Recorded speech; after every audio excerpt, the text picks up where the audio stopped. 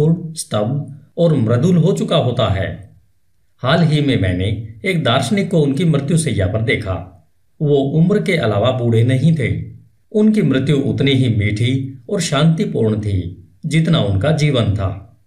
शारीरिक बीमारियों को दूर भगाने के लिए खुश दिल विचारों से अच्छा कोई डॉक्टर नहीं है।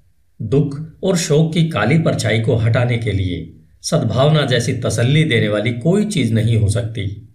सदा दूसरों के बारे में बुरा सोचना, द्वेष रखना, शक करना और ईर्ष्या के विचार रखना ऐसा ही है जैसा स्वनिर्मित जेल में रहना। परंतु सबके बारे में अच्छा सोचना, सबके साथ खुश रहना, धैर्य के साथ यह सीखना कि उनमें केवल अच्छाई ही देखना, ऐसे निस्वार्थ विचार स्वर्ग की ओर ले जाते हैं। दिन प्रतिदिन हर प्राणी के प्रति शांति के विचार रखना आप में अद्भुत शांति लाएंगे। धन्यवाद। HindiAudiobook.com। आपका दिन शुभ हो। As a man thinketh, written by James Allen. अध्याय 4, विचार और उद्देश्य। HindiAudiobook.com। जब तक कोई भी विचार उद्देश्य के साथ नहीं जोड़ा जाता, तब तक कोई भी प्रतिभा पूर्ण उपलब्धि नहीं बनती। बहुत से लोग अपने उच्चतम विचार जीवन के सागर में दिशाहीन गति से बहने देते हैं। जीवन में विचारों की दिशाहीनता बहुत बुरी होती है। अगर जो लोग विपत्ति और विनाश से दूर रहना चाहते हैं, तो उनको इस प्रकार बहने से स्वयं को रोकना होगा।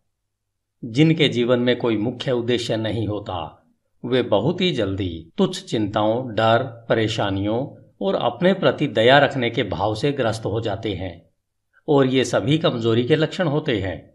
ये ठीक वैसे ही असफलता, अप्रसन्नता और कमी की ओर ले जाते हैं जैसे सोच समझकर आयोजित किए गए अपराध होते हैं, क्योंकि कमजोरी शक्ति विकसित करने के ब्रह्मांड में टिक नहीं सकती।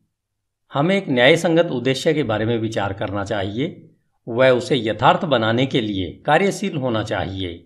हमें अपने उद्देश्य को विचारों के केंद्र में रखना चाहिए। उद्देश्य बनाते समय हमारी प्रकृति कैसी है, उसके अनुसार वह आध्यात्मिक या फिर भौतिक लक्ष्य का रूप ले सकता है।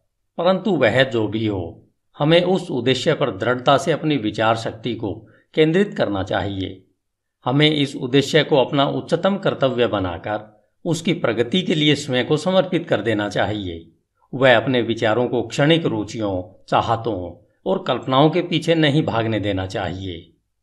यह आत्मसंयम का राजसी मार्ग है और विचार की सच्ची एकाग्रता है। यदि हम बार बार अपने उद्देश्य को पाने में असफल हो रहे हैं, तो यह तब तक होता रहता है जब तक हम अपनी कमजोरी से ऊपर नहीं उठ पाते हैं, और इससे हम चरित्र के सामर्थ्य को प्राप्त करते हैं। वह सच्ची सफलता का मापदंड होता है। वह यह भविष्य के सामर्थ्य और विजय की नई शुरुआत होती है। जिनका कोई महान उद्देश्य नहीं होता है, उन्हें अपने विचारों को कर्तव्य के अचूक प्रदर्शन पर केंद्रित करना चाहिए, फिर चाहे उनका कार्य कितना ही छोटा क्यों न दिख रहा हो। केवल इसी तरीके से विचारों को एकत्रित करके केंद्रित किया जा सकता है। वह संकल्प और ऊर्जा को विकसित किया जा सकता है। इसे सिद्ध करने के बाद ऐसा कोई भी लक्ष्य नहीं रह जाता है जिसे प्राप्त नहीं किया जा सकता हो। कमजोर आत्मा अपनी कमजोरी को जानते हुए और इस सत्य में विश्वास रखते हुए कि सामर्थ्य प्रयत्न और अभ्यास द्वारा विकसित की जा सकती है, वह तुरंत ही प्रयत्नशील हो जाती है और प्रयत्नों द्वारा सदा विकसित होती रहती है और अंत में दिव्य रूप में सशक्त हो जाती है।